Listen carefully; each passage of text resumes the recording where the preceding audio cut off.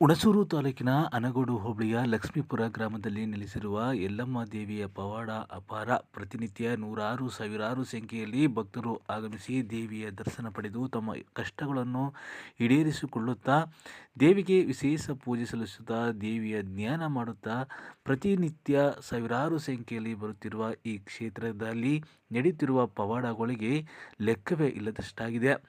ಇಲ್ಲಿ ನೀಡುವ ವೀಳ್ಯದೆಲೆ ಶಾಸ್ತ್ರ ಹಾಗೂ ಅಂಜನದಿಂದಾಗಿ ಎಲ್ಲ ಕಷ್ಟ ಸುಖಗಳೆಲ್ಲ ನಿವಾರಣೆಯಾಗುತ್ತಿದ್ದಾವೆ.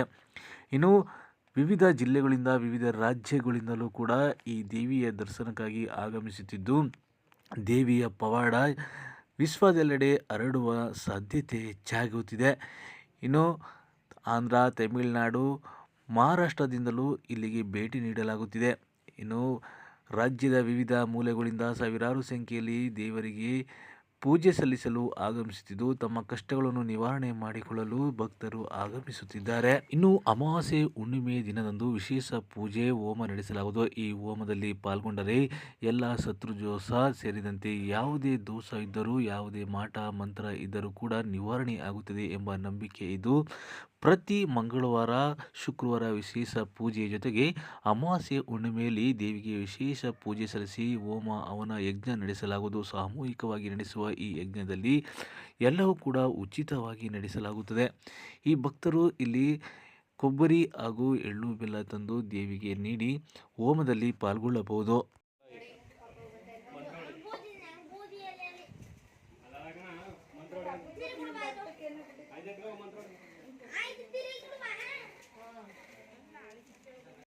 ಅವರು ಹೀಗೆ ಆಗಿದೆಲ್ಲ ನಿಮಗೆ ಈ ಥರ ಎಲ್ಲ ಆಗ್ತಾ ಇದೆಯಲ್ಲ, ಈ ಥರ ಆಗಿದೆಯಲ್ಲ, ನೀವು ಇಲ್ಲಿ ಹೋಗಿದ್ರಲ್ಲ ಅಂತೆಲ್ಲ ಕೇಳಿದ್ರು. ಹಾಗೆ ಇವರು ಹೌದು ಅಂದರು. ಆಮೇಲೆ ಅದು ನಾವು ಇಲ್ಲಿಂದಲ್ಲ, ಕೇರಳ ಮತ್ತು ಟೆಂಪಲ್ಲು ತೋರಿಸಿದ್ವಿ. ಆಮೇಲೆ ಹಾಸ್ಪಿಟ್ಲ್ಗಳು ಏನು ಕಮ್ಮಿ ಇಲ್ಲ, ತುಂಬ ಹಾಸ್ಪಿಟ್ಲ್ ಹೋಗಿದ್ವಿ. ಏನು ಅಂತ ಹೇಳಿದ್ರೆ ಇವಳಿಗೆ ತುಂಬ ಎಂತ ಹೇಳೋದು, ನರಗಳಲ್ಲಿ ಎಳೆಯೋದು, ಒಂಥರ ಕಾಲದಡ್ಡಿ, ಫುಲ್ ಮೈಕೈ ನೋವು, ನಿದ್ರೆನೇ ಮಾಡ್ತಿದ್ದಿಲ್ಲ, ಒಂದು ಚೂರು ಕಣ್ಣು ಮುಚ್ತಿದ್ದಿಲ್ಲ ಅವಳು. ಇಲ್ಲಿ ಬಂದ ಮೇಲೆ ಕಮ್ಮಿ ಆಗಿದೆ. ಈಗ ಪರವಾಗಿಲ್ವಾ? ಇವಾಗ ತುಂಬ ಫುಲ್ ಕಮ್ಮಿ ಆಗಿದೆ.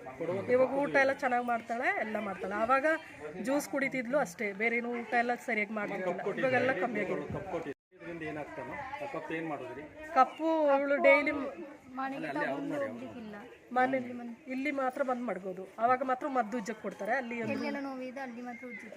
ಅದು ನಿಂಬೆಹಣ್ಣು ಏನೋ ಕೊಡ್ತಾರೆ, ಕಪ್ಪು ಕೊಡ್ತಾರೆ. ಅಲ್ಲಿ ಉಜ್ಜಿದ ಮೇಲೆ ನಿಜವಾಗ್ಲೂ ಕಮ್ಮಿ ಆಗಿದೆ. ಈಗ 5ನೇ ಸಲ ನಾವು ಬಂದಿರೋದು. 5 ವಾರ ತಡೆ ಹೊಡಿಯಕ್ಕೆ ಹೇಳಿದ್ರು, 5 ವಾರ ಹೊಡೆದಿದ್ದೀವಿ ಸರ್. ಅದೇ ತಿರುಗ್ತು.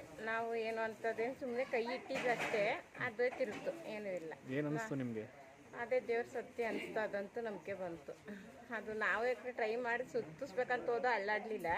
ಅದೇ ಮಾತ್ರ ಹೂವಲ್ಲ ಆದಂಗೆ ಆಗ್ತು, ಮಾತ್ರ ಪರವಾಗಿಲ್ಲ ಅನಿಸ್ತು. ಕುತ್ಕೊಂಡ ತಕ್ಷಣವೇ ಬೇಗನೆ ನಮಗೆ ಒಂದೇ ನಿಮಿಷ, 1 ಸೆಕೆಂಡ್ ಒಳಗೆ ತಿರುಗ್ತು. ಕೆಲವು ಜನಕ್ಕೆ ತಿರುಗಲಿಲ್ಲ.